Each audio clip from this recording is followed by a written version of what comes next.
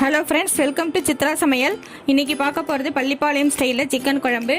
இது இட்லி, தோசை, சாதம், சப்பாத்திக்கு சூப்பரான ஒரு காம்பினேஷனாக இருக்கும். வாங்க எப்படி செய்கிறதுன்னு பார்க்கலாம். ஃபஸ்ட்டு ஒரு கடாயில் ஹீட் பண்ணிவிட்டு 4 டேபிள் ஸ்பூன் கொத்தமல்லி விதை, 20 வரமிளகாய், காரமாக இருக்கும், விதையை நீக்கிட்டு எடுத்து வச்சுருக்கேன், அதையும் சேர்த்துக்கலாம். நல்லா ஃப்ரை பண்ணிவிட்டு பட்டை, கிராம்பு, ஏலக்காய் இதையும் சேர்த்து விட்டுக்கலாம். இதையும் நல்லா வறுத்து பொரிஞ்சி வந்ததும் 1 டீஸ்பூன் சோம்பு, சீரகம் 1 டீஸ்பூன் இதையும் சேர்த்து விட்டுக்கலாம். இதையும் நல்லா வறுத்து 1/4 டீஸ்பூன் மஞ்சள் பொடி, மசாலாவுக்கு தேவையான சால்ட்டு, சிறிதளவு கருவேப்பிலை, இது எல்லாத்தையும் நல்லா வறுத்து ஆற விட்டு பவுட்ரு பண்ணி எடுத்து வச்சுக்கலாம்.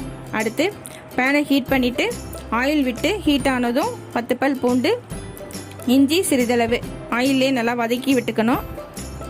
அடுத்து 10 சின்ன வெங்காயம் சேர்த்து நல்லா வதக்கி ஆற விட்டு தண்ணி சேர்க்காம லேசாக தட்டி எடுத்துக்கலாம்.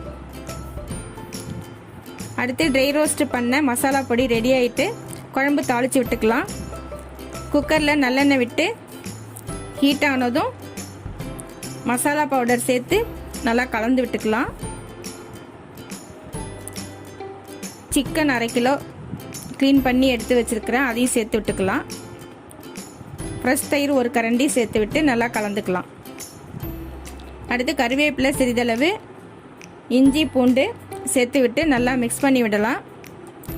குழம்புக்கு தேவையான தண்ணி சேர்த்து மூடி போட்டு 2 விசில் விட்டு நம்ம குக் பண்ணி எடுத்துக்கலாம். அடுத்து குழம்புக்கு தேவையான தேங்காய் பேஸ்ட்டு ரெடி ஆகிட்டு குழம்பு எப்படி இருக்குன்னு பார்க்கலாம். சிக்கன் வெந்து எண்ணெயெல்லாம் பிரிஞ்சு குழம்பு கலர்ஃபுல்லாக இருக்குது. இந்த டைமில் அரைச்சி வச்சுருக்கிற தேங்காய் பேஸ்ட்டையும் சேர்த்து விட்டு பச்சை வாசனை போக மூடி போட்டு 1 விசில் விட்டு நம்ம எடுத்துக்கலாம்.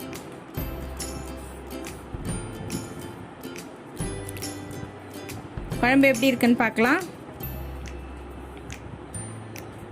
காரமான பள்ளிப்பாளையம் சிக்கன் குழம்பு ரெடி ஆகிட்டு இதே மெத்தடில் நீங்களும் செஞ்சு பாருங்கள், ரொம்ப டேஸ்ட்டாக இருக்கும். இது நல்லா கலந்து விட்டுக்கலாம். லாஸ்ட்டாக கொத்தமல்லி, கருவேப்பிலை தழை சேர்த்து விட்டுக்கலாம். நீங்களும் செஞ்சு பார்த்துட்டு எப்படி இருக்குன்னு சொல்லுங்கள். தேங்க்யூ.